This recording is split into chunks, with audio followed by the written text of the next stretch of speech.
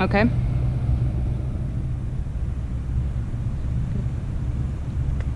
Well, good morning, everybody. Good morning. Good morning. Welcome from beautiful Wickenburg, Arizona, in front of the public library. My name is Richard Shields, and I'm here to talk about bikes. And the only qualification that I have for talking about them is I ride a bike. But I have been riding them for about 60 years, so that's another qualification. Yay. And if any of you have ridden bikes for a while, remember your first bike? Anybody remember the first bike you had as a I kid? do. Mm-hmm. Yeah? Mm-hmm. It was a Schwinn. My first bike, I was 5 years old. My dad bought me a bike for $5 off the neighbor kid who was 14. And it seemed like age 14 is when boys especially didn't want to ride the bikes anymore because it wasn't cool. And they were getting ready to get a car, or driver's license. So I got this bike for $5. I was only 5, maybe going on 6. He got me a 24-inch bike. My little legs couldn't hardly reach the pedal. So he put wooden blocks on the pedals, screwed them on so I would have room, my leg could touch the pedals. And he just put me on the bike, pushed me down through the yard, right, go like this, and boom, crash. Back up, do it again, about 5 times, pretty soon I got this bike going. But I can't stop without falling. And I can't get on the bike from the ground, so I have to always have it near the porch so I can get on. That was my first bike. My second bike, about 2 years later, was what I call an English racer. Again, the neighbor kid didn't want this bike anymore and getting ready to drive a car. And this was so cool. It had the curved handlebars, had the skinny tires or road tires, and had a 3-speed shifter on it. And I think he got this for $5 too. Anyways, so I rode that for about a year, but it kept breaking down. The cables would break. It had hand brakes. Nothing seemed to work very good on it, so that lasted about a year or so. Then I finally got my own new bike, a Western Flyer, red, at the hardware store. And I was thrilled. I think I got it for Christmas. And that bike, every time I got my allowance, I would add something to it. So I'd put a mirror on it, and then I'd put streamers out the sides, and then I would put double baskets on the back, so I could haul my gear, my baseball glove, and swimming suit and something. And I lived on that bike for about 4 years. And then I got to be 14 and got too cold to ride a bike too. So that was the end of my biking at that stage of my life. However, after I got out of college, I lived in California, and my first paycheck I went out and bought a road bike over here. And I rode my bike in California to work. And I found I could ride that 7 miles to work as fast on my bike as I could go in the car in traffic. And so for the first year I lived in California, all I did was ride my bike back and forth. And it was great. And that was probably my 4th bike now of all time. Well, make a long story short, moved to Arizona 20 years ago and took up biking again. Met some friends here that introduced me to mountain biking. And I frankly knew nothing about mountain biking. But this is one of my bikes right here. And this is a 29-inch full suspension Gary Fisher Trek bike. I have 2 other bikes. One is a hardtail, so it doesn't have suspension in the back. And then I have a 26-inch Cannondale bike. That was my first bike I brought out here. So these guys took me biking around here, and first they lent me an old Walmart bike, and I couldn't keep up with them. I thought, what is wrong? I mean, these guys aren't in any better shape than I am. And they would dust me. Well, once I got my Cannondale bike, I found out why they were doing so good. Because this Walmart bike was like really heavy. And it didn't have the gear system that my new bike had. So the type of bike you get really matters, and it matters what you're going to do with your bike. Okay? So I want to talk just for a second about the history of bikes. first bicycle, as far as I can find, goes back to 1817 in Germany. A guy named Baron von Drais. He was from Baden, Germany, which I think is down near Munich. And he invented the first bicycle, which was 2 wagon wheels, and then he built a frame on it and put a board that connected two wheels, and he would sit on this thing and he would just scoot along. It's called a runner bike. Had no seat other than that board, had no steering wheel. No pedals. Yeah, it's like a scooter. You use his feet, no pedals. So, and you wonder, well, why did he do this? Well, I mean, usually inventions come out of some sort of necessity, right? Well, actually, they were having a drought over there at that time. Horses were expensive to keep. They couldn't buy enough food to keep some of the horses, so they needed another way to transport. So this guy developed this little runner bike. He put a carton of something, potatoes, something on there, and then he traveled with it. Well, that was the first bike. In 1863, the French developed the crank and the pedals on a bike, and then in 1870, the big high-wheeled bicycles came about. You may have seen them in parades. Big front wheel, no small back wheel. And this guy perches up there and rides down the street. I was always amazed with those guys. And then after that, in Boston, they developed a chain drive, and that added to the bike. But mostly, they invented the pneumatic tire, which means a tire with air in it.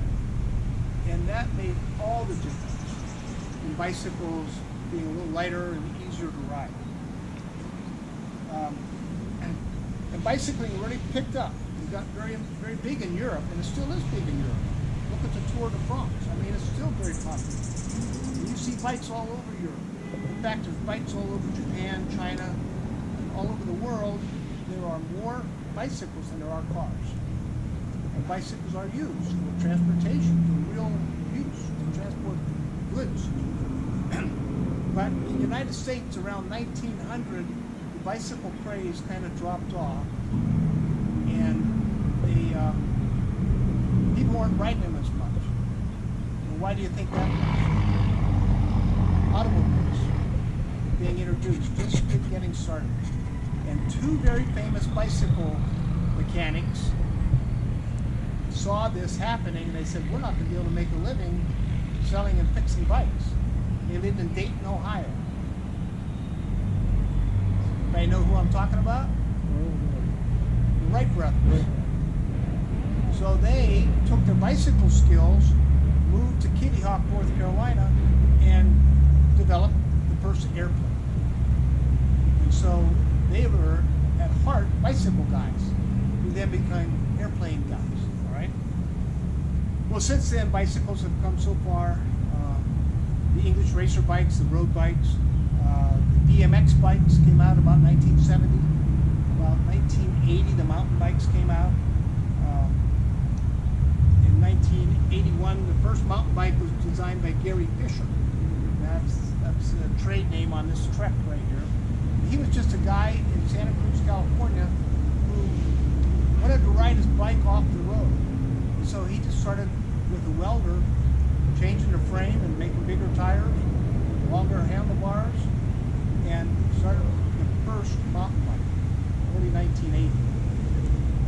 But since then, now you look at who you see around people riding hybrid bikes. They have a battery-powered motor on them, or all-electric bikes. There's recumbent bikes where you sit back, you don't sit up on your seat, you lie back. So I just put out an article about the bikes that are coming out, that have been coming out over the last, say, 8 years. You got the folding bicycles, fold up and put in a suitcase, take them with you. We got, of course, the electric bikes, and they got now the smart bikes. They have you put your cell phone on, all the apps go on, GPS goes on there, you map your ride.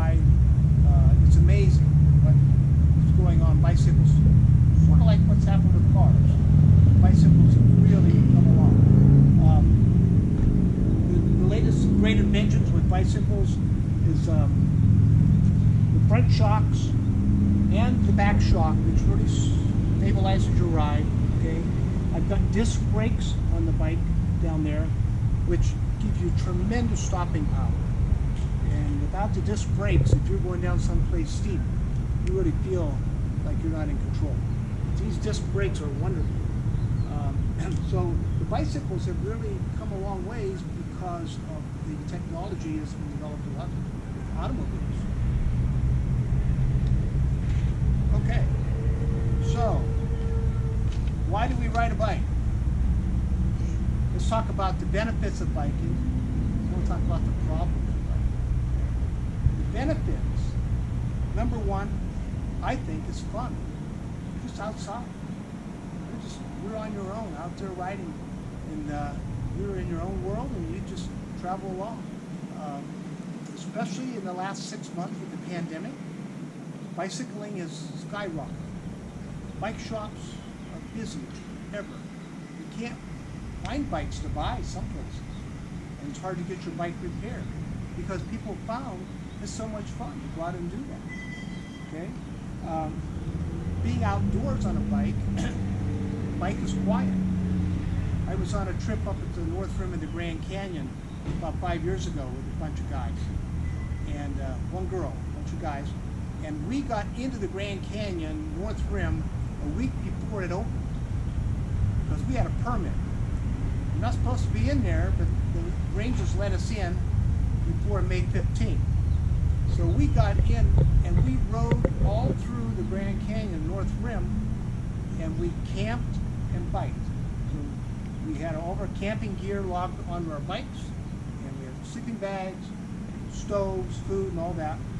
But we got to ride all over the Grand Canyon. But one guy that was with us was a birder. Birder. Yeah, you heard that right. He liked to go out and photograph birds.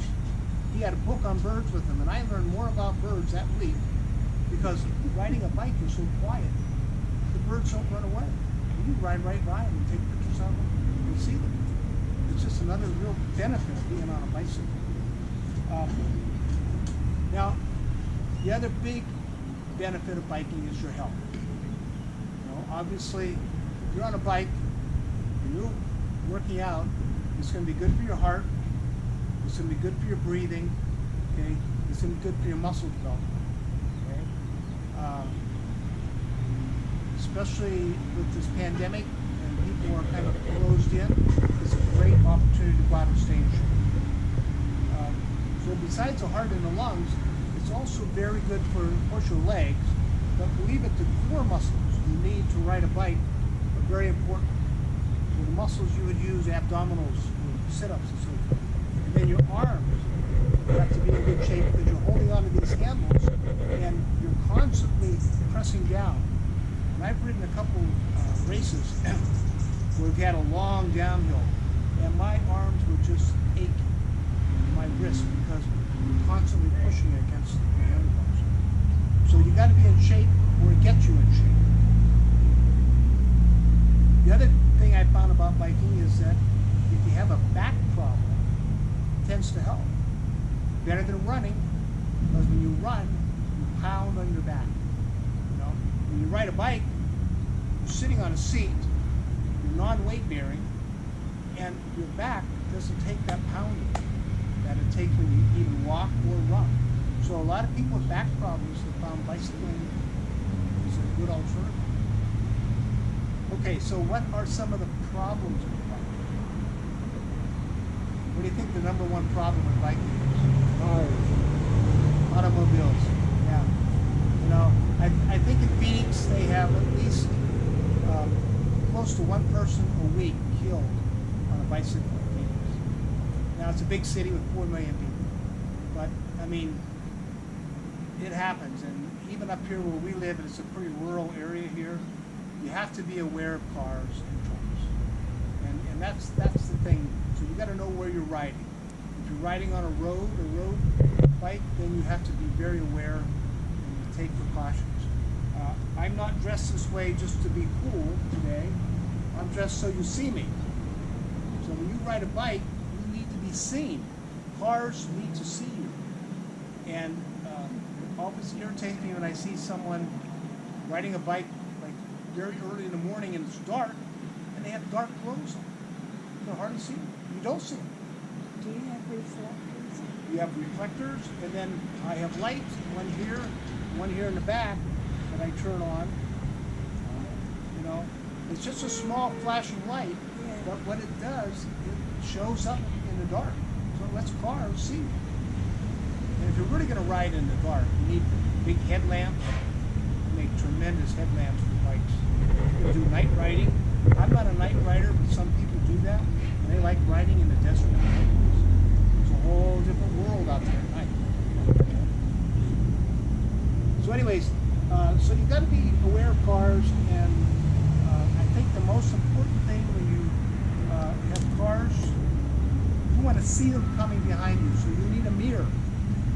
I have my mirror mounted on my helmet. You can mount them on the handlebars, but that's important. Besides the helmet, the mirror is the most important piece of equipment you can put on, because this is going to protect your head. I've taken a number of falls, and you can fix a lot of things that break when you fall. Fixing the head is not so easy. This helmet has saved me a number of times, where I've gone down and I've hit on the edge of the helmet, saved my head. So the mirror and the helmet are really necessary for protection.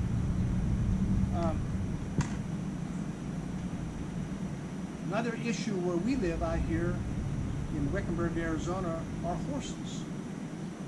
And we share the trail with horses. Well, horses, they're really not familiar with bicyclists coming down the trail, and they're coming along the other way. And again, we're quiet. They don't hear us coming. And we're sitting on the bike, and we're got this big helmet on like this. We're sitting up high. We come around the corner, and a horse sees us, terrifies the horse. And it's been known to happen. The horses rear up, throw their rider. So it's a big issue here in Arizona, and especially in this area where we have so many horses and we share the trail. So